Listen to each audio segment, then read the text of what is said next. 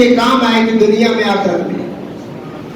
تو دوستو اس لیے تو حضرت سلطان باہو نے فرمایا تھا در مرشد دا خانہ کعبہ،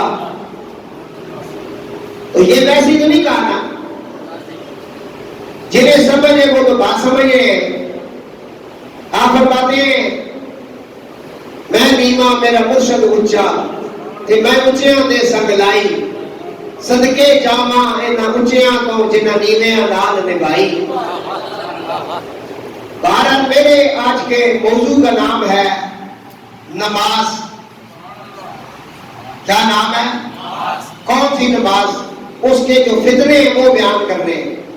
فتنوں کا دور ہے، صبح سے شام تک فتنے ہی فتنے ہیں، سوشل میڈیا آزاد ہے، ہمارے نوجوان طبقہ جو ان کو مسئلہ پتہ ہوتا نہیں ہے تو وہ سوشل میڈیا سے جو سنتے دیکھتے ہیں اسی پہ عمل کرنا شروع کر دیتے ہیں۔ تو یہ بہت ساری چیزیں میں نے نوٹ کی، میں نے کہا چلو ان فتنوں کا سد پاک کرنے کے لیے کچھ دو چار باتیں ان کے سامنے رکھتے ہیں اور انہیں بتاتے ہیں کہ بھائی مسئلہ کچھ اور ہے اور آپ سمجھے کچھ اور ہیں۔ درود پاک ذرا پڑھیں۔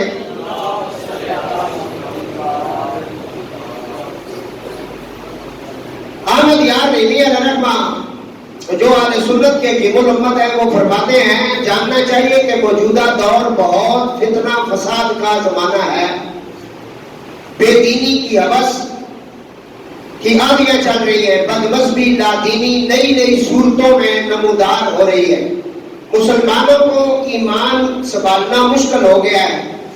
وہی اس وقت ایمان سنبھال سکتا ہے جو کسی مقبول بارگاہ بندے کے دامن سے وابستہ ہے۔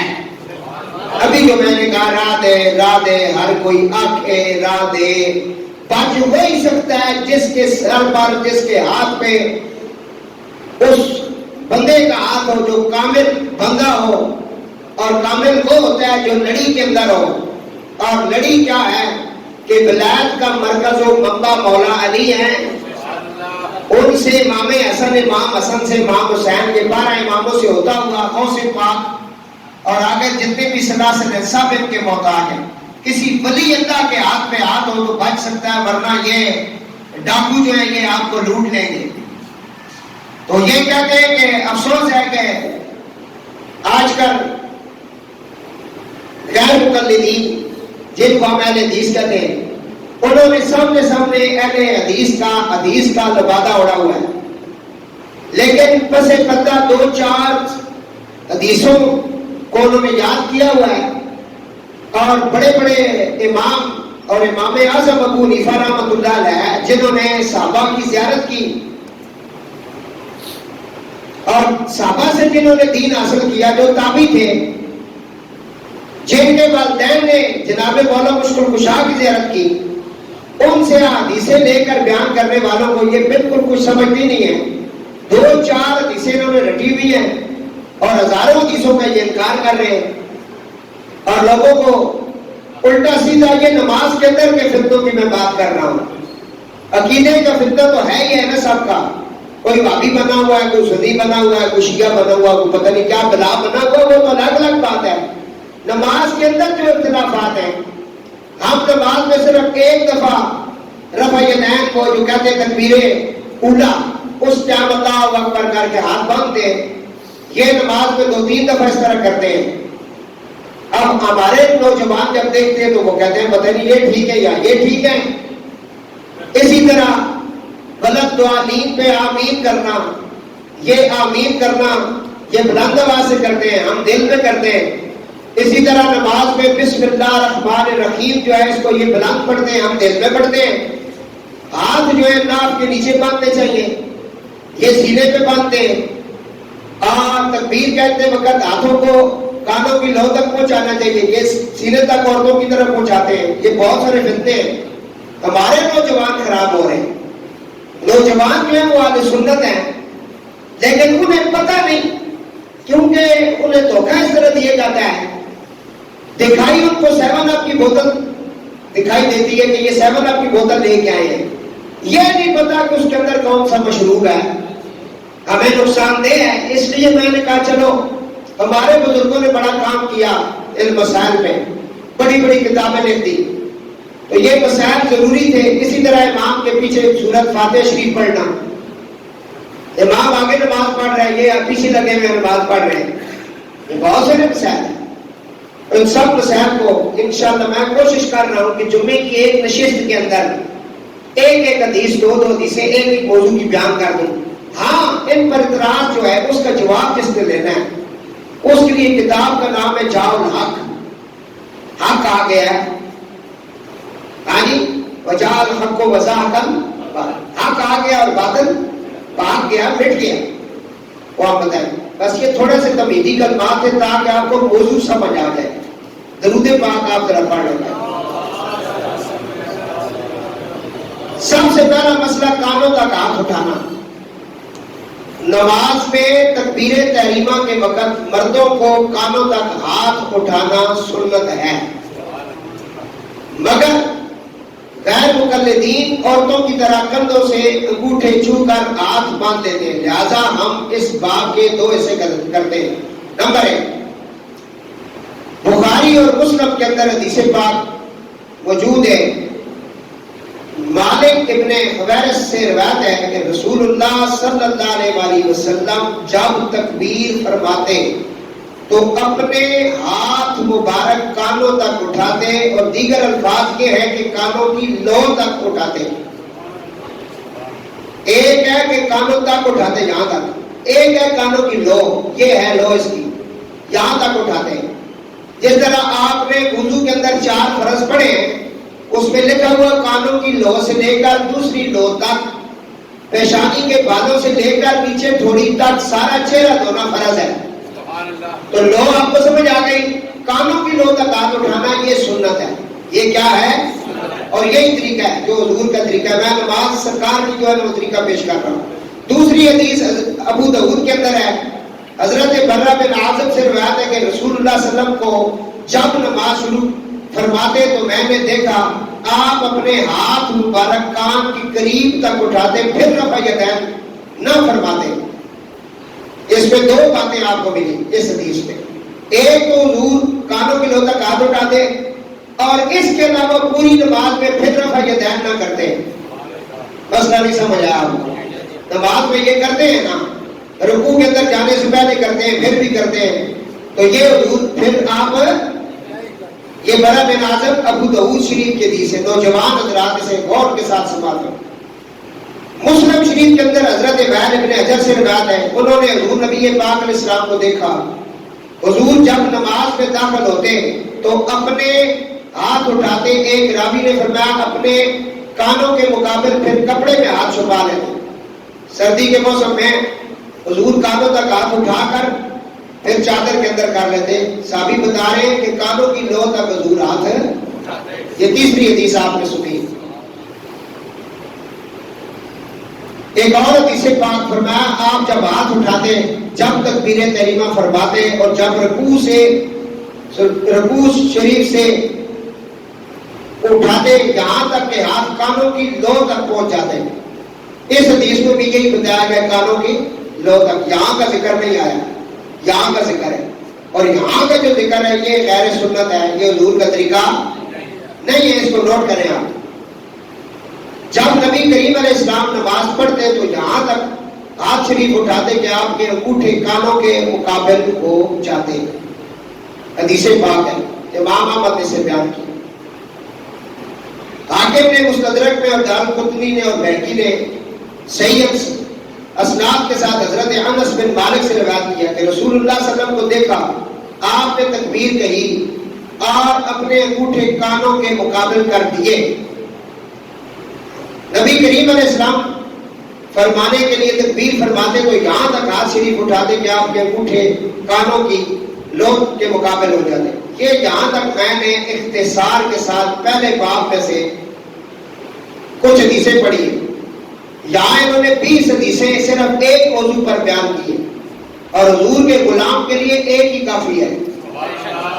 یہاں 20 حدیثیں ہیں, اس کے علاوہ درجنوں حدیثیں ہم اس ایک موضوع پر دکھا سکتے ہیں, لیکن یہاں 20 حدیثوں پر اتفاق کیا ہم یاد نہیں, کہتے ہیں اس کے علاوہ بھی ہم دکھا سکتے ہیں. اب ان کے جو اعتراضات ہیں اس کا جواب بھی بڑی تفصیل کے ساتھ قرآن و حدیث کی روشنی میں دیا گیا. ہاتھوں کا کانوں تک اٹھانے کا مسئلہ آپ کو آ گیا ہے, سمجھ آ گیا. ایک دفعہ پھر بتاتا ہوں, نبی پاک صلی اللہ علیہ وسلم جب بھی نماز شروع کرتے ایک ہی دفعہ آپ تکبیر تحریمہ کے لیے ہاتھ اٹھاتے اور کہاں تک اٹھاتے؟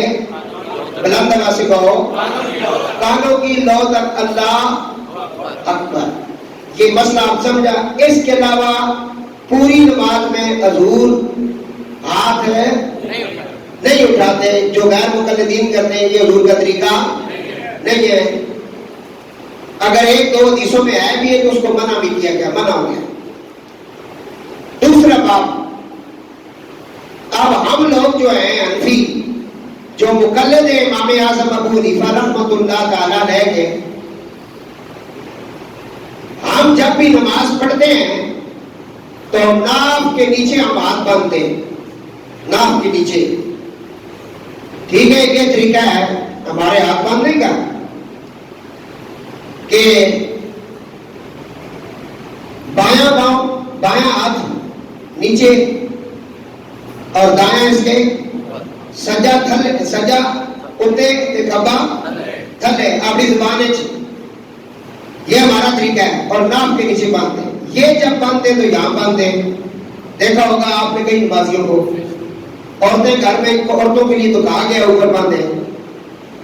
اب اس کے اوپر بھی پورا ایک باب ہے, سنیں حدیث پاک. حضرت وائل ابن حجر فرماتے ہیں کہ میں نے رسول اللہ صلی اللہ علیہ وسلم کو دیکھا, آپ نے دایاں ہاتھ بائیں ہاتھ پر رکھا ناف کے نیچے, ناف کے نیچے. یہ حدیث ابن ابی شیبہ نے صحیح اسناد کے ساتھ نقل کی. اس کے سارے راوی ثقات ہیں, سارے مضبوط راوی ہیں اس حدیث کے. مولا علی مشکل کشا فرماتے ہیں تین چیزیں نبوت کی عادات سے ہیں. زبانی یاد کر لو مولا علی کی بات, کیونکہ ہمارے وہ مرشد ہیں. حاجی خواجہ ابو طالب کے شہزادے علی مدینۃ العلم و علی بابها, علم کا شہر ولی اس کا دروازہ ہے.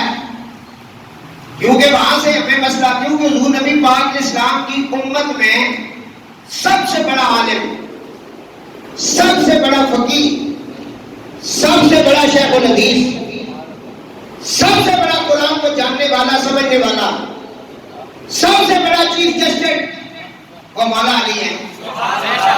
حضور کے صحابہ 1,25,000 کم و بیش انبیاء صحابہ کرام ہیں, 1.25 صحابی ہیں.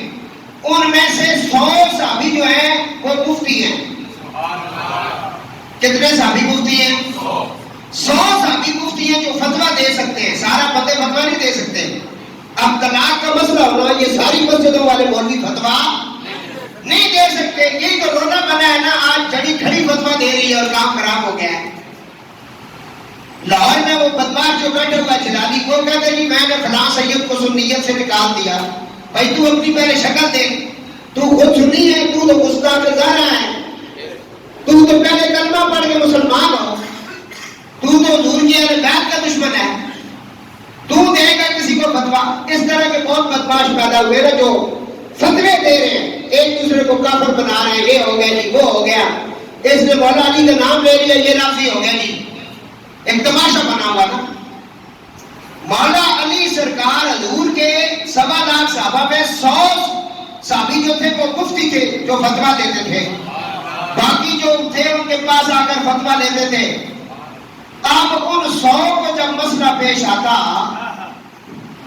تو ان کے اوپر بھی 10 صحابی تھے جو مجتہد تھے.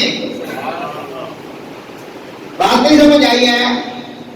مجتہد ان کے پاس آتے. اب ان 10 کو بھی اگر مسئلہ سمجھ نہ آتا تو عمر فاروق جیسے صحابی بھی جس کے پاس جا کے مسئلہ پوچھتے ہیں اس کو علی کہتے ہیں. مسئلہ سمجھ آیا؟ کئی مسئلے ایسے ہیں جو حضرت عمر رضی اللہ عنہ کو فیصلے صحیح نہیں ہوئے, بعد میں مولا علی نے فیصلہ ٹھیک کیا. اور حضرت عمر فرماتے ہیں اگر حضرت علی نہ ہوتے تو میں ہلاک ہو جاتا، یہ مسئلہ مجھ سے خراب ہو جاتا، یہ جو میں نے اس عورت کے اوپر ابھی اس وقت حد جاری کی ہے یہ قتل ہو جاتی۔ عورت کو لے کے جا رہے تھے سنساری کے لیے، اس نے زنا کروایا تھا، تو حضرت عمر نے کہا اس کو سنسار کر دو۔ مولا علی نے دیکھا، فرمایا یہ کام نہ کرنا، روکو اس کو۔ آپ نے فرمایا عمر تو ایک کو قتل نہیں کر رہا ہے، تو دو کو قتل کر رہا ہے، یہ اس وقت حملہ ہے، اس کے پیٹ میں بچہ ہے، اگر وہ بچہ قتل ہوگا پھر کیا کرو گے؟ وہ خون تیرے ساتھ چڑھے گا۔ فرمایا علی پھر کیا کرے؟ فرمایا بچے کی ولادت تک اس کو تم سنسار نہیں کر سکتے۔ اس وقت حضرت عمر نے فرمایا میں ہلاک ہو جاتا اگر علی نہ ہوتے۔ اور طلاق کے مسئلے میں بھی آپ جب گئے تو آپ نے صرف اشارہ کیا، انہوں نے کہا جی کہ عورت کے لیے کتنی طلاقیں دے تو وہ آرام ہوتی ہے، آپ نے اشارے سے کہا تھی، فرمایا لونڈی کے لیے، فرمایا ایک دفعہ کہو، دو دفعہ کہو، یہ پورا ایک مسئلہ میرے ذہن میں نہیں، میں انشاءاللہ اس کو پھر اس حدیث کو کبھی پڑھ دوں گا۔ تو اس وقت فرمایا کہ مولا علی کی کیا بات ہے کہ حضور کے دور پاک میں سب صحابہ اس بات کو مانتے تھے کہ مسئلہ مسائل جب پوچھنا ہے تو وہ آخری جو فیصلہ ہوتا تھا وہ مولا علی کا ہوتا تھا۔ کس کا ہوتا تھا؟ صحابہ کرام کا بڑا آپس میں پیار تھا، بہت ہی ایک دوسرے کی عزت اور آبرو کا خیال رکھتے تھے، اور یہ صحابہ کرام نے ہمیں اہل بیت کی شان کے بارے میں بتایا ہے۔ ہمیں کیا بتایا اہل بیت کا کیا مقام تھا، ان لوگوں نے ہمیں بتایا۔ حضرت ابوبکر صدیق رضی اللہ تعالیٰ عنہ خلیفہ اول، وہ جب بھی آتے تو مولا علی کے چہرے کو ٹکٹکی باندھ کر دیکھتے ہیں۔ ہزار دفعہ کروڑ دفعہ یہ میں حدیث پڑھ رہا ہوں، اگر علی کا ذکر کرنا بندہ شیعہ ہو جاتا ہے، علی کی محفل میں بیٹھنا اور ان کا ذکر کرنا اور ان کے نعرے لگانے سے کوئی شیعہ ہوتا ہے تو سب سے بڑے شیعہ پھر حضرت عمر اور ابوبکر ہیں، کیونکہ یہ تو ان کو زیادہ دیوانے تھے ان کے۔ جب حضور نے 7 لاکھ صحابیوں کو نیچے کھڑے کر کے کہا من کنت مولا فہذا علی المولا، جس بندے نے اسٹیج پہ چڑھ کے کجاووں پر سب سے پہلے مولا علی کو سینے کے ساتھ لگا کر ماتھا چوم کر ان کا طواف کر کے کہا اے علی تجھے مبارک ہو، آج سے تم صرف مومنوں کے مولا نہیں ہو، تم تمام مومنین مومنات کے بھی مولا ہو، تم عمر ابن خطاب کے بھی مولا ہو۔ یہ مقام ہمیں حضرت عمر، حضرت ابوبکر، عثمان غنی اور حضور کے صحابہ نے بتایا کہ مولا کا کیا مقام ہے۔ اس کی وجہ کیا ہے؟ حضور نے آنا مدینۃ العلم وعلی بابھا، اور فرمایا علم کا مسئلہ ہے، فریات الباب کے آگے لفظ حدیث میں اگر تم علم لینا چاہتے ہو پھر تمہیں دروازے میں آنا پڑے گا۔ میں مسئلہ بیان کر رہا ہوں، پہلا آپ نے سنا کہ نماز میں کانوں کا ہاتھ لگانا یہ سنت ہے۔ اب دوسرا مسئلہ ہے ناف کے نیچے ہاتھ باندھنا، اس کے اوپر آپ نے ایک حدیث سنی۔ دوسری میں پڑھ رہا ہوں مولا علی سے، مولا علی فرماتے ہیں 3 چیزیں نبوت کی عادات میں شامل ہیں، عادت میں شامل ہیں۔ کون سی؟ فرمایا افطاری میں جلدی کرنا، بولو نا، افطاری میں ٹائم ہو گیا تو پھر کھجور موج پاکنا، پھر دے گاڑی لوڑ نہیں، سیدھی جزان ہے یا نہیں، یا مولوی پہلے آپ مطلب کھانے لگا اس کے بعد جاتے ہیں۔ اور میں دیکھ کرنا آج ہی جب شیخ صاحب نے کہا افطاری ہوئی، اصل میں کسی مولوی کی مسجد کی آواز نہیں آئی، تو میں اگر ٹائم ہو گیا تو کھولو روزہ، ٹائم جو ہو گیا نظر آ رہا ہے نا، گھڑیاں ساڑھے کول موبائل ساڑھے کول، اے ٹائم لگے ایسا ہر گل بتا، ٹائم ہو گیا پھر دیر نہ کرو، کیونکہ روزہ دیر نہ کھولنا اے یہود و نصارہ کا طریقہ۔ مولا علی فرماتے ہیں نبوت کی عادات میں پہلا مسئلہ یہ ہے افطاری میں دیر نہ کرنا، جلدی کرنا، ٹائم ہو جائے۔ نمبر 2 سحری دیر سے کرنا، سحری میں تھوڑی سی دیر کرنا۔ مقصد کیا ہے؟ 11-12 بجے کھا کے سہ نہ رہو، نماز عشاء پڑھو، تراویح پڑھو، پھر سہ لو، پھر اٹھو، صحیح سحری ہستے اٹھو، جڑا ایک طریقہ سننا، سارے جگاؤ، سحری بنواؤ، جس ویلے گھنٹہ ایک رہنا ہوئے، بڑی برادری ہے، بڑا گھر ہے، پھر 1.5 گھنٹہ 2 گھنٹے لگ گئے کھانے پکانے تھے، گھنٹہ ایک ہوئے بھوم ہونا، تے اذانہ تو پہلے اپنا تساں سہری کری دینا. اے نبی دی سنت ہے. 2 عادات سن کے دیے نے. 3 عادت سنو. فرمایا نبوت کی ایک عادت یہ ہے نماز میں وہ اپنے ہاتھ ناف کے نیچے باندھتے ہیں. اس واسطے میں حدیث پوری سنائی ہے مولا علی نے. وہ جڑا ایتھے بندہ اس بالکل نہ تکو تسی علی تکو تے یا علی نے ولی تکو. ادھر تکڑے لوڑ ہی نہیں جھک مارنے کی کوئی لوڑ نہیں. جب ہماروں میں پڑھنے میں کو اس نے پیو لگنے دسی انہوں نے گل منا اصل میں پیو ولی ہے ایسا دلی کی گل مننی ہے. ہوں ہروں میں اور بھی کو پٹھے کام کرنا ہے. میڈم وہ نہ پڑھاؤ میں اور کو کچھ دس سوچا درود پاک پڑھو ذرا. اصل میں گرام بندہ عمرہ کر کے آیا جیسے گیا ملنا ہے کیا تھا جی میں ہوں مسلمان ہو گیا. میں کہ پہلے تھے گرام تو کافر ہیں آنا آپ کلمہ نہیں پڑھنے. میں کہ واقعہ کلمہ نہ پڑھو مسلمان ہی نا. اعتراض ہے اس کا وہ تو یہ نہیں کرنا مجھے دعا نہیں مانگنے سنتا نہیں پڑھنے نفل نہیں پڑھنے. میں کہا اور کوئی نہیں تھا کہیں قرآن پڑھنے جیسے تھکنے تو سرے تلے رکھ کے میں اب یہ کرنا تاکہ ہیں عربی قرآن میں پڑھنے ہیں جو تھکا تو سرے تل رکھ لیا. ہاں جی زمین دے رکھ کے سر رکھ لیا. پھر اس ہوتے اس کو خیال نہیں رہا وہ قرآن اس کی تلے کٹی دے آ گیا اور وہ تے لیٹے ایسے. میں کہا یہ بیدبی نہیں تکی نہیں. میں کہا کعبے تے آن کے لتا کر کے بہ گئے اے نہیں تکائی. میں کہا روزہ رسول جڑی بیدبیاں ہوندیاں نے نہیں تکی نہیں سرویہ کوئی تکڑا رہا. میں کہا دین سکھڑائی تے کسی آل سنت اور وہ آل سنت جڑا ولیہ دا غلام ہو گیا.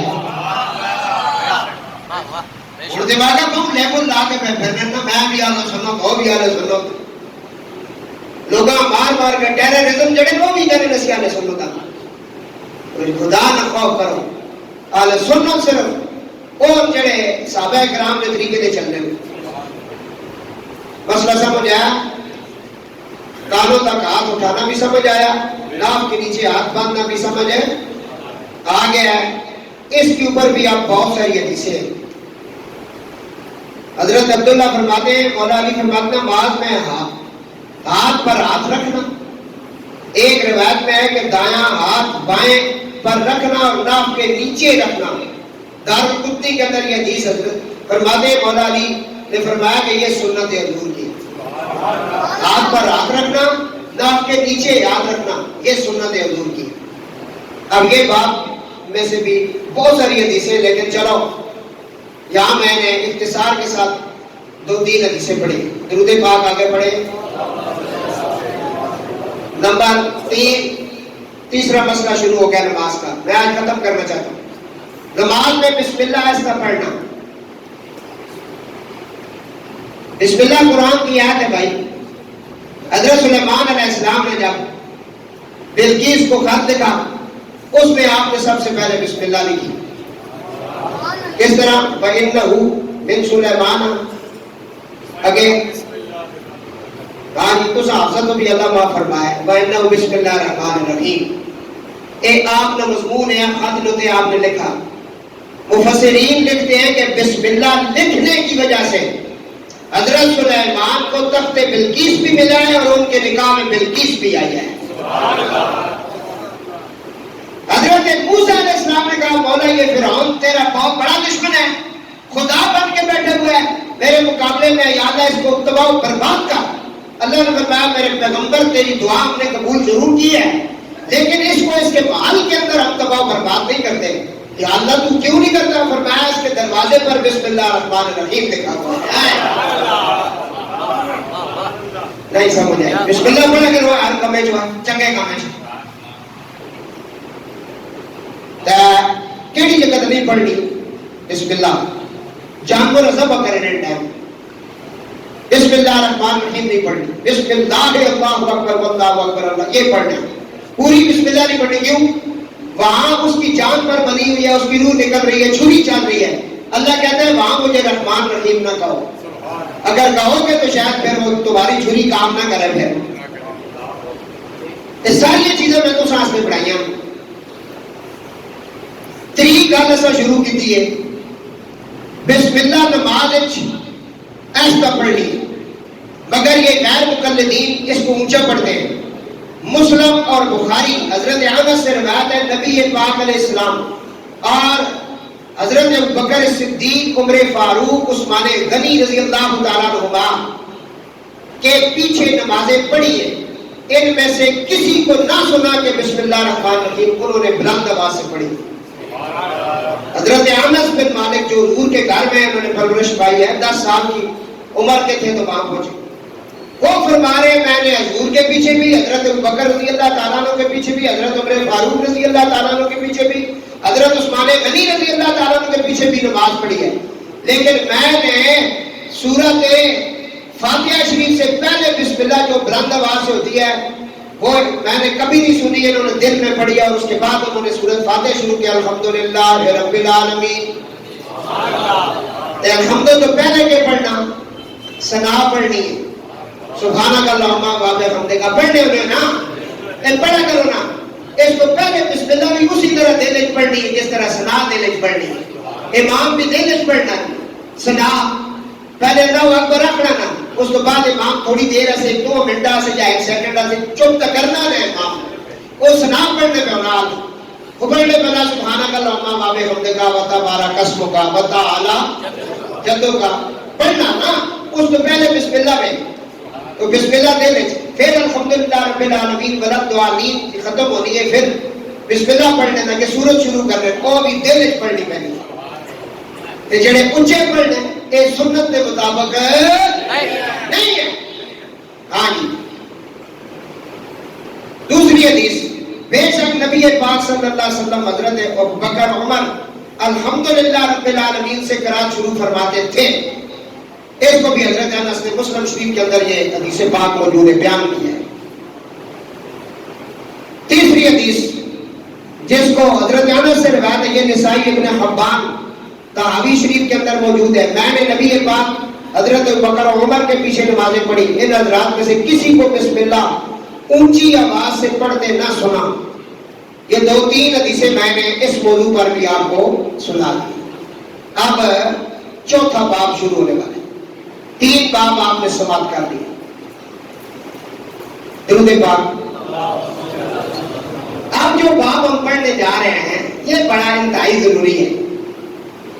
اسی کی وجہ سے یہ سارا آج پروگرام بنا ہے. امام کے پیچھے مقتدی کو قرآن شریف پڑھنا سخت منع ہے. اے سنو، امام کے پیچھے مقتدی کو قرآن شریف پڑھنا سخت منع ہے، مگر غیر مقلدین سورت فاتحہ کو پڑھنا فرض سمجھتے ہیں. اگے امام پڑھ رہے ہونا، پیچھے ہونا اپنا کام چلایا ہونا. تے میں اتنے جملہ کہنا جڑا اساں اپنے اساتذہ کو سنا، وہ فرمانے جس کو ایمان اپنے امام پر یقین نہیں اس کو رسول اللہ پہ یقین کیسے ہوگا. یہ اساں اپنے بڑے بزرگوں کو سنا کے نہ حدیثاں پڑھیاں، وہ کہنے جس نے تساں اگے کھڑا کر دیتا اس نے یقین ہی نہیں. تو یقین ہوئے تو تساں آرام سے کھلوتے رہو گا. ہوں اس اگے کھلا کے پھر تساں مطلب پیچھے ڈرامہ لایا، ڈرائیور گڈی پہ چلانا ہوا تو تسی بار بار اساں جڑانا تنگ کرو تے اس تے گڈی پھر مارنی ہی نہ کدھر نہیں سمجھ میں آنی ہے. امام کے پیچھے قرآن پڑھنا، سورت فاتحہ کیونکہ قرآن ہے اور پہلی سورت ہے، 7 مثانی ہے، بڑی اس کی عظمت ہے. امام کے پیچھے پڑھنا سخت منع ہے، مگر غیر مقلدین اس کو فرض سمجھ کے پڑھتے ہیں. اور قرآن کہتا ہے وَإِذَا قُرِئَ الْقُرْآنُ فَاسْتَمِعُوا لَهُ وَانصِتُوا لَعَلَّكُمْ تُرْحَمُونَ. اور جب قرآن شریف پڑھا جائے تو اسے کان لگا کر سنو اور خاموش رہو تاکہ تم پر رحم کیا جائے. اب بتائیں، حدیث تو دور کی بات ہے، میں نے قرآن کی آیت پڑھی ہے. خیال ہے کہ شروع اسلام میں نماز میں دنیاوی باتیں کرنا بھی جائز تھی. اور ایک گل تو ساتھ نہیں پتہ، یہ شروع جس میں بندے نمازی پڑھے نہ اس ویلے گلاں باتاں کرنیاں جائز ہیں نماز وچ. مثلا میں اس دور جڑے نماز پڑھنے تے بندہ دعا آ کے کھلوتا تو سانا نام کھلو رہا ہے کہ آ گئی کیوں دیر نہ لایا ہوں اے گلاں کرنیاں جائز ہیں. شروع جنازے نال عورتاں نے جانا بھی جائز ہے.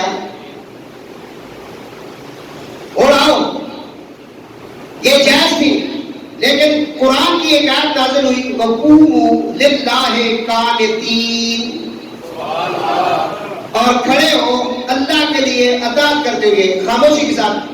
جب یہ آیت نازل ہوئی تو وہ باتیں چیتیں کرنا جو ہے وہ منسوخ ہو گئی. بہت ساری چیزیں پہلے جائز تھی بعد میں منع کر دی گئی. بات سمجھ آئی ہے؟ انشاءاللہ یہ ایسی مسائل ہم بیان کریں گے. آج چنانچہ مسلم نے بیان کیا بخاری شریف کے اندر موجود ہے. حضرت زید بن ارقم رضی اللہ تعالیٰ فرماتے ہیں ہم لوگ نماز میں باتیں کر لیا کرتے تھے. ہر ایک اپنے ساتھی سے نماز کی حالت میں گفتگو کر لیتا تھا یہاں تک کہ یہ آیت اتری وقوموا للہ قانتین. پہلے جڑے سا گلاں کری جننے ہیں اے آیت نازل ہوئی تو وہ مسئلہ ختم ہوئی گیا کہ ہن آج تو بات گل ہن بندے نے پترا بالکل چپ کر کے خاموشی نال کھڑوتے رہو. نہ اس کے بعد پھر اساں بالکل اللہ کے یہ جو حکم ہے اس کے مطابق ہم ہو گئے اور ہم کو حکم دیا گیا کہ خاموش رہنے کا اور کلام سے منع فرما دیا گیا. پھر نماز میں کلام تو منع ہو گیا مگر تلاوت قرآن مقتدی کرتے رہے. جب یہ آیت اتری تو مقتدیوں کو تلاوت بھی ممنوع ہو گئی. مسئلہ سمجھ آیا؟ یہ تو اور بھی لگے ہیں حالانکہ ممنوع ہو گئے. میں دو گلاں دسنا پیا تساں دماغ کھول کے سنو. پہلے نماز گلاں کرنیاں جائز ہیں پھر قرآن کی آیت آئی منع ہو گیا. اسی طرح پھر نماز اگے امام پڑھنا پیا پیچھے مقتدی پڑھنے رہنے ہیں یہ جائز ہے کہ جائز ہے. لیکن پھر ایک وقت آیا کہ قرآن کی آیت آئی اس تو بھی منع کر دیتا گیا. اس تو بھی اور سنو وہ کیڑی آیت ہے یہ اور ہی تو پڑھی تھوڑی دیر پہلے وَإِذَا قُرِئَ الْقُرْآنُ فَاسْتَمِعُوا لَهُ فَانصِتُوا لَعَلَّكُمْ تُرْحَمُونَ. اور جب قرآن شریف پڑھا جائے تو اسے کان لگا کر سنو اور خاموش رہو تاکہ تم پر رحم کیا جائے. عام صحابہ کرام کا فرمان یہ ہے کہ یہ آیت مقتدی کے قرات امام سننے کے متعلق ہے کیونکہ امام بھی آگے قرآن ہی پڑھ رہا ہوتا ہے اور پیچھے مقتدی بھی پڑھنا شروع کر دے تو اس نے قرآن کی آیت کا حکم تو نہیں مانا. پھر کہا کہ تم خاموشی سے کھڑے ہو جاؤ. حضرت ابن مسعود رضی اللہ تعالیٰ عنہ نے بعض لوگوں کا امام کے ساتھ قرآن پڑھتے سنا. جب فارغ ہوئے تو فرمایا کیا ابھی تک یہ وقت نہ آیا کہ تم اس آیت کو سمجھو وَإِذَا قُرِئَ الْقُرْآنُ. اب یہ جس صحابی کا نام میں لے رہا یہ حضور کے دور پاک کا مفسر قرآن کی تفسیر جاننے والا بہت بڑا صحابی ہے بڑی عظمت والا صحابی ہے. یہ فرماتے ہیں کہ کئی لوگوں کو انہوں نے دیکھا کہ امام آگے نماز پڑھا کے پیچھے اپنی سورۃ فاتحہ پڑھ رہے ہیں تو انہوں نے کہا کہ ابھی تک تم نے یہ آیت نہیں پڑھی وَإِذَا قُرِئَ الْقُرْآنُ فَاسْتَمِعُوا لَهُ. یہ ابھی تک نہیں پڑھی تم نے اور تم پیچھے پڑھ رہے ہو. مطلب مسئلہ سمجھایا انہوں نے. اور جب فرض نماز میں قرآن پڑھ لیا جائے تو اس کی قرات کو کان لگا کر سنو. تفسیر ابن عباس قرآن پڑھے جاتے وقت خاموش رہو. ہماری اس تحقیق سے معلوم ہوا کہ اول اسلام میں امام کے پیچھے مقتدی قرات کرتے تھے. اس آیت مذکورہ کے نزول کے بعد امام کے پیچھے قرات منسوخ ہو گئی اور بہت ساری حدیثیں مسلم شریف ہے. انہوں نے حضرت زید ابن ثابت رضی اللہ تعالیٰ سے صحابی سے روایت کیا امام کے ساتھ قرات کرنے کے متعلق پوچھا تو آپ نے فرمایا امام کے ساتھ بالکل قرات کرنا جائز نہیں. بات سمجھیں بالکل قرات کرنا جائز نہیں. حضرت ابو ہریرہ ابو بکر نے سلیمان سے پوچھا کہ حضرت ابو ہریرہ کی حدیث کیسی ہے؟ تو آپ نے فرمایا بالکل صحیح ہے، یعنی حدیث جب امام قرات کرے تو تم خاموش کے ساتھ امام کے پیچھے کھڑے ہو جاؤ۔ اس کی وجہ یہ ہے کہ قرآن پڑھنا سنت ہے، سننا فرض ہے۔ اب آگے جو پڑھ رہا ہے وہ تو سنت پوری کر رہا ہے، جو پیچھے کھڑے ہیں ان کے اوپر فرض ہے کہ وہ سنیں۔ اسی طرح منع کیا گیا مسجد میں، گھر میں یا کسی جگہ 10 12 15 بندے بیٹھے قرآن اونچا پڑھ رہے ہیں یا ایک اونچا پڑھ رہا ہے باقی آگے باتیں کر رہے ہیں، تو وہ جو باتیں کر رہے ہیں وہ گناہگار ہو رہے ہیں۔ تو جو قرآن اونچا پڑھ رہا ہے اسے چاہیے کہ دل میں پڑھے، کہ اس کی وجہ سے یہ بندے تو جہنمی نہ بنے نا، کیونکہ ان کے اوپر اس کا قرآن سننا فرض تھا۔ وہ تو اپنے لیے پڑھ رہا ہے نا، اسے تو کسی نے کہا نہیں ہے، وہ دل میں پڑھے۔ تو مسجد میں بھی یہی حال ہے، اگر کوئی بندہ نماز پڑھ رہا ہے اور اس کے پاس کوئی بندہ اونچا قرآن پڑھ رہا ہے، اب وہ نماز پڑھے یا قرآن سنے؟ مسئلہ ہے تو دل میں پڑھے۔ گھر میں بھی اسی طرح کوئی ماں بہن بیٹی قرآن پڑھ رہی ہے تو اسے کہو دل میں پڑھ، کیونکہ قرآن تیرا پڑھنا جو ہے نا وہ ہم سب کے اوپر سننا فرض ہے، اور ہم اس وقت سن نہیں رہے ہیں، ہم دنیا کے کام کاج میں لگے یا کوئی بات کر رہے ہیں، تو دل میں پڑھ۔ اسی طرح امام نماز پڑھا رہا ہے، اس کے پیچھے مقتدیوں پر قرآن سننا کیا ہے؟ فرض ہے، نہ کہ وہ امام کے پیچھے جو شروع ہو رہے ہیں اور اپنی مرضی کرتے رہے۔ یہ سخت منع ہے، اور وہ میں آپ کو آیات بھی حدیثیں بھی سنا چکا ہوں۔ اس کے اوپر وہ فرماتے ہیں کہ بہت ساری حدیثیں، ہم نے چند ایک حدیثیں آپ کو بتائی ہیں، یہ مسئلہ آپ کے ذہن میں آ گیا۔ امام کے پیچھے آپ نے جب نماز پڑھنی ہے تو اللہ اکبر آپ نے دل میں کہنا ہے، امام بلند آواز سے کہے گا، ہاتھ باندھ لیں، بسم اللہ شریف پڑھے اور ثنا پڑھے، پھر خاموش رہے۔ اس کے بعد آپ نے کچھ نہیں پڑھنا، چاہے وہ نماز جاری ہو یا سری ہو۔ جاری کہتے ہیں بلند آواز سے قرات ہو رہی ہے، سری وہ ہوتی ہے جس میں دل کے اندر قرات ہو رہی ہے، کیونکہ آپ امام کی نماز ہی آپ کی نماز ہے، اور امام کے پیچھے آپ نے پوری اقتدا کرنی ہے۔ یہ نہیں کہ امام نے ایک سائڈ پہ سلام پھیرا اور آپ دوسری سائڈ سے پھیر کے بیٹھے ہو، نماز نہیں ہوگی۔ امام نے ابھی سر سجدے سے اٹھایا نہیں، آپ نے پہلے ہی اٹھا لیا۔ امام ابھی رکوع سے اٹھا نہیں، آپ اٹھ گئے۔ امام ابھی سجدے پہ گیا نہیں، آپ پہلے چلے گئے۔ تو اس طرح نماز ہے، امام کے پیچھے جب پڑھنی ہے تو پھر امام کی اقتدا کرنی ہے، اور صحیح طریقے سے پھر آپ کی تب نماز ہو۔ یہ نماز کے مسائل ہیں۔ درود پاک۔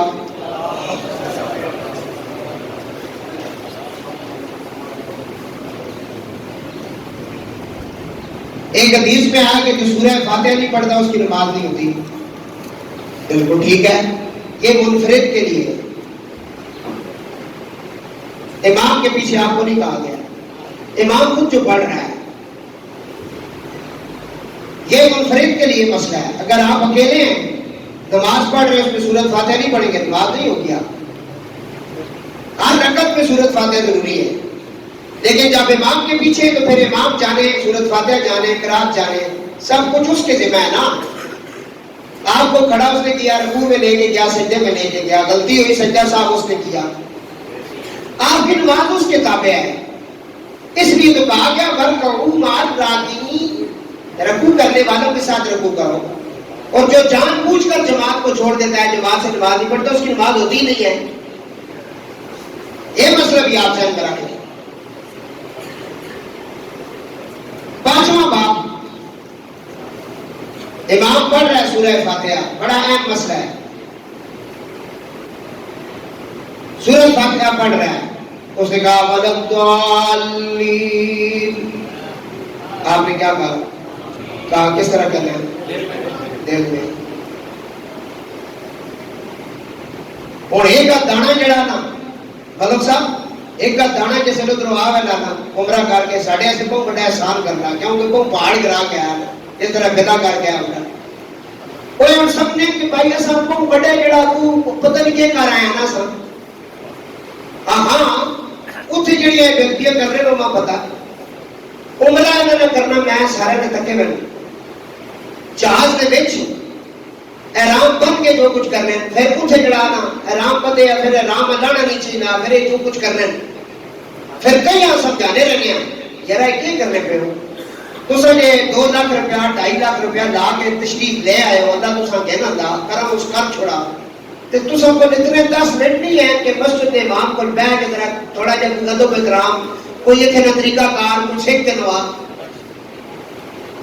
سب تو زیادہ جڑا مطلب مسائل اتنے کھڑے کرنے اور جنہوں نے عمرے تے حج کی تباہیاں پھیرنے کو اصل پاکستانی بے شرطے بے معارے بے مرشدے کوئی راہ دکھانے والا نہیں باقی خلیج نے وچوں جتنے بھی لوگ آنے عمرہ کرنے انہوں نال ایک معلم ہونا کیوں نہیں مطلب کیوں نا ایک معلم ہوتا ہے وہ ان کو سارا طریقہ بتاتا ہے کہ تم نے اس جگہ نفل پڑھنے اس جگہ یہ کرنا ہے افسوس ہے ساری زندگی بابے اور مطلب پاپڑ بیلنے رہے جیسے بالکل ٹائم کمے جو کہ نہیں رہنا پتر آمن تو ہوں وہاں جا پھر آپ بخشوا جاؤ کہ زمینوں کے قبضے بھی کرنا رہا حرام بھی کھانا رہا تو یہاں آپ بھی نہیں دیتا ہی یہ سارے کام تو جڑا کرنا رہا تو ہوں مانو تو پھر دا کہ بات نہیں معافی ہو گیا اس طرح نہیں ہونی معافی تو میں وہ کدے تیرے بوز نہ ہوگا کامن مکیوں پھینک لے آئیے اتنے سب بڑے اتنے جا کے یا اللہ ماں معاف کر دے اللہ نہ میں صدا کرنا تو جا میں تین صدا خدمت کرنا اصل میں بڑھے بڑھے جڑے بالکل قائم کام جو کہ نہیں رہنا انہاں پھر پتر بھیجن کتنے میں تاک کیا آنا تماشا ایک بڑھا تے بڑھی جڑا ہوتے جا دے وہ بڑھا گھوم گیا وہ اسی لتھے تلے جل مدینہ پاک تو واپس تھے وہ عمرے واسطے پھر دوبارہ بڑا عمرہ جیسا کہہ رہے وہ تھے گھوم گیا جی ازا شاہ جی پھر بڑی دیر لگی وہ بڑھی کیا اپنی ہے میں نال ہی بیٹھے ہیں کہنی اللہ کرے یہ تھے گرم ہو گئے میں تنگ آ گئی ہیں اس کو جدھر جانا ادھر ہی وہ کر دیتا تو میں کہا تسا نے نال کوئی جاکت شاکت کوئی نہیں آیا انہوں نے کہا جاکت اصل مدینے رہ گیا تو میں کہا مرنا سی نال آ رہا گیا اور پہلے طریقہ سکھو یار وضو کرنے تو دوائی نہ چھوڑنے ہو پتہ ہی کوئی نہیں باقی سارے کام تسی تیز والا رکھنا اور تو ساتھ 10 سال بینک کے جتنے پیسے تو پورا پورا حساب پتا ہے اتنا نال دفعہ ملنا نہیں زمینہ نے ریٹ ہر کل تو نہیں پتا دین تو سبھی سے کڑا دینا دین والے نیڑے لگ لو بات سمجھ آئیے نماز کا طریقہ سیکھے وضو کا طریقہ سیکھے جنازہ پڑھنے کا طریقہ سیکھے اور عمرے اور حج پہ جانے سے پہلے کسی استاد کو بہ چلو جڑا جاننا استاد جی وہاں سمجھاؤ جی تھوڑا جہا سمجھ کے چلو تاکہ تصا نے 2.5-3 لاکھ 5 لاکھ 20 لاکھ روپیہ جڑا لگیا ضائع نہ ہو گیا مسئلہ سمجھ آیا درود پاک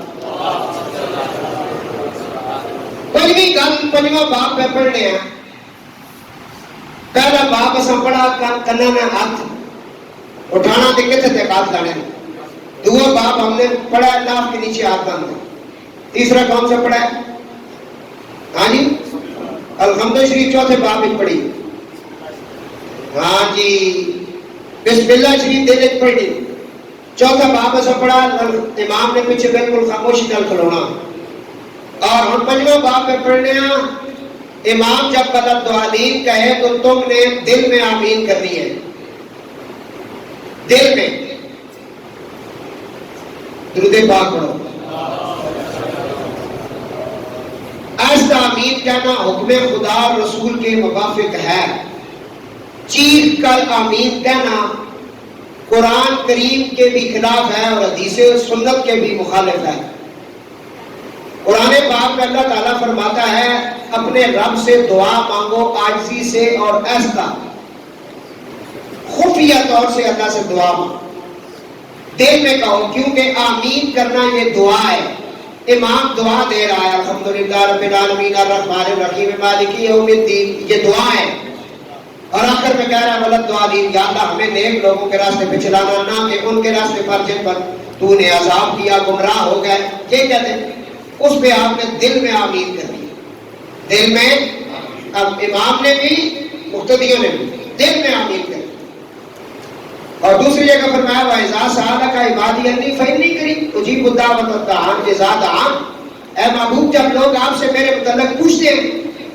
تو میں تو بہت زیادہ نزدیک ہوں مانگنے والوں کے اور میں ان کی دعا قبول کرتا ہوں اگر وہ دعا کرے تو میں اپنے قریب کو پھر چیخ کر دعا کرنا یا امین کرنے کا کیا مقصد ہے؟ میں چیخنے چلانے کی ضرورت ہے؟ رام نے کرو پوری مسجد سے رہتے چاہ کے رہتی اور ساری مسجد تو سارے دل اس کے آ رہے ہیں ایک میں چلو کا ہونا ہے اچھا امین کر کے ثابت کرنا میں بہت بڑا تو ہی ہے میں وہ دین جاننا دے جڑے کھلوتے مسلے دے انہوں نے پتہ ہی کچھ نہیں وہ ایک بہت سمجھنا ہوتا جب کھلا کے پوچھو اس کو دو چار گلاں سے پتہ کچھ بھی نہیں ہے. نبی پاک علیہ الصلوۃ والسلام حدیث بخاری مسلم احمد مالک ابو داؤد ترمذی نسائی ابن ماجہ سنیے حدیث نے نام حضرت ابو ہریرہ رضی اللہ تعالیٰ عنہ فرماتے ہیں نبی پاک علیہ السلام جب امام آمین کہے تو تم بھی آمین کہو جس کی آمین فرشتوں کی آمین کے موافق ہوگی اس کے گزشتہ سارے گناہوں کو اللہ معاف کر دے گا. کتنا بڑا انعام مل گیا تسا کئی کہ آمین نہیں آتے تو آدھے استاد جانن سے کام جاتے کیونکہ انہوں نے چڑھانا نماز میں توجہ ہی نہیں ہوئی وہ سوچتے رہنا نامر اگر پیج کے تھے لانا وہ کتی کتی نمازیں پھریا کرو نا اس کی وجہ ہے کہ عامر کی غلطی نہیں ہے جڑا سا دشمن ہے نا بڑا اس کا نام ہے شیطان. کیا نام ہے جاننے اس کے نام ہو حضور فرمایا کہ وہ ہر وقت ادھر ہی رہتا ہے نا تو جب مسجد میں اقامت کہی جاتی ہے پہلے اذان جیسے میں دیتی جو نہیں وہ ناس جڑتا وہ چھوڑ دینا اس علاقے اس لیے جانب اذان دیتا کرو اذان جب دے نا تو وہ بھاگ جاتا ہے مقام روح پہ حدیث کے اندر ہے وہ بھاگ جاتا ہے جو ہی اذان ختم ہونی پھر واپس تشریف لے پھر جس ویلے تسی نماز تکبیر پڑھنے ہو اقامت جس ویلے آخنے ہو اسا کہنے تسبیح حدیث کے اندر نام ہے تسبیح اقامت پڑھنے اس ٹائم پھر ناس جڑنا ہو پھر جب تسبیح ختم ہوتی ہے نا پھر آ جاتا ہے پھر گھس جاتا ہے تمہارے میں تو میں تمہیں کہا ہے نا جب سب بناؤ بالکل سب ٹھیک کرو کندھے کے ساتھ کندھے ملاؤ تاکہ تمہارے اندر کدورت پیدا نہ ہو اور بکری کے بچے کی طرح یہ دشمن خدا یہ شیطان نہیں تمہارے اندر نہ گھس جائے لیکن پھر وہ آ جاتا ہے اور تمہارے اندر وسوسے ڈالتا ہے یوسوس فی صدور الناس من الجنۃ والناس ساری دن کی بھولی ہوئی باتیں بتاتا ہے تاکہ اس کی توجہ نماز سے ہٹ جائے اور لوگوں کی ہٹ میں نہیں ہے کیونکہ اسی کوئی ایڈے ولی اللہ دے ہے نا ماسی دے عام دے عاجز بندے ہیں رب نے تے معافیاں منگنے ہیں مولا تیری توفیق نہ لائے ساں تو کرم کیتا تے تیری مسجد جیسا سجدہ دیتا سونے تے قبول کر اپنے حبیب طبیب نے صدقے پھر واسطے دے دے کے منانے ہیں تاں گل بڑی اس واسطے میرے ویرو ان چیزاں کا بہت خیال رکھو. سنو آگے کہ آمین حضور نے کہا جس کی فرشتوں کے مطابق ہوگی اور فرشتوں کی آمین آج تک آپ نے نہیں سنی. امام جب نماز پڑھاتا ہے اسے نیت کرنی پڑتی ہے انسانوں کی جنات کی اور فرشتوں تب جا کے نماز ہوتی ہے. اس کے پیچھے یہ ساری مخلوقیں ہوتی ہیں اللہ کی وہ الگ گل ہے تو نظر نہیں آنے امام ابھی ایسی ہونے نہ سامنے جنہ نظر نہیں آنے لیکن کچھ ہیں اللہ والے جنہ سارا کچھ نظر آنا. فرمایا رسول خدا صلی اللہ علیہ وسلم غیر المغضوب علیہم ولا الضالین تو تم کہو آمین کیونکہ جس کا یہ آمین کہنا فرشتوں کے آمین کے مطابق ہوگا اس کے گناہ بخش دیے جائیں گے. حضور کے پیچھے جب لوگ نماز پڑھتے تو آقا علیہ السلام فرماتے جس طرح میں آگے دیکھ رہا ہوں اس طرح پیچھے دیکھ رہا ہوں تم میرے پیچھے نماز پڑھو مجھ سے پہلے سر اٹھا لیتے ہو مجھ سے پہلے سجدہ کرتے ہو مجھ سے پہلے تم سلام پھیرتے ہو کوئی نماز نہیں ہوتی. یہ حضور کا خاص ہے جس طرح حضور آگے دیکھ رہے ہیں حضور اسی طرح پیچھے بھی دیکھ رہے ہیں یہ حضور کی خاصیت میں ہے. درود شریف طرح پڑھ لو سارے پڑھ. یہ آپ نے تفصیل کے ساتھ یہ مضمون سن لیے ہیں. حضرت عبداللہ ابن مسعود فرماتے ہیں تمہارے سامنے حضور کی نماز نہ پڑھوں تو انہوں نے فرمایا پڑھو. بس آپ نے نماز پڑھی اور اس میں سوائے تکبیر تحریمہ کے کبھی ہاتھ نہ اٹھایا. امام ترمذی نے فرمایا کہ ابن مسعود کی حدیث حسن ہے اس رفع یدین نہ کرنے پر بہت سے علماء صحابہ علماء تابعین کا یہی عمل ہے. وہ فرماتے ہیں اس لیے کہ حضرت ابن مسعود جو ہیں یہ بہت بڑے مفسر قرآن بھی ہیں اور فقیہ اور بہت بڑے عالم بھی ہیں اور فقی عالم ہیں. انہوں نے صحابہ کے سامنے انہیں کہا کہ میں تمہیں حضور کی نماز یاد کراتا ہوں جو حضور سے آپ نے سیکھی ہے اور پڑھی ہے. تو انہوں نے جب پڑھا تو رفع یدین انہوں نے کوئی نہیں کیا. ایک ہی دفعہ انہوں نے تکبیر تحریمہ جب کہا اس وقت کانوں کو ہاتھ لگا کے اللہ اکبر ہاتھ باندھ دیے. یہ ہے طریقہ کار. یہ میں نے مختصر سا ریکارڈ کرا دیا ہے, یہ آپ سارے دیکھ سکتے ہیں. اور اس کے اوپر جو اعتراضات ہیں لوگوں کے دوسروں غیر مقلدین کے, ان کے لیے میری گزارش ہے کہ وہ کتاب کا نام ہے جاء الحق, اس کی تصویر بھی آ رہی ہے جاء الحق, یہ آپ خرید لیں آپ کو کام آئے گی. جتنے بھی آپ کے اعتراضات ہیں اہل سنت و جماعت جو اولیاء کی جماعت ہے اس کا جواب اس ایک کتاب میں موجود ہے. ہر ایک جواب نظر نیاز دعا تیجا جو کلمے پڑھتے ہیں ہم جنازے کے ساتھ صلاۃ والسلام پڑھتے ہیں, ہر ایک سوال کا جواب یہاں امام جو ہمارے حکیم الامت ہے حضرت علامہ مفتی احمد جان نبی علامہ نے اکٹھے کیے ہیں, ان کا جواب قرآن و حدیث کی روشنی میں دیا. اللہ عمل کی توفیق عطا فرمائے. وما علینا الا البلاغ.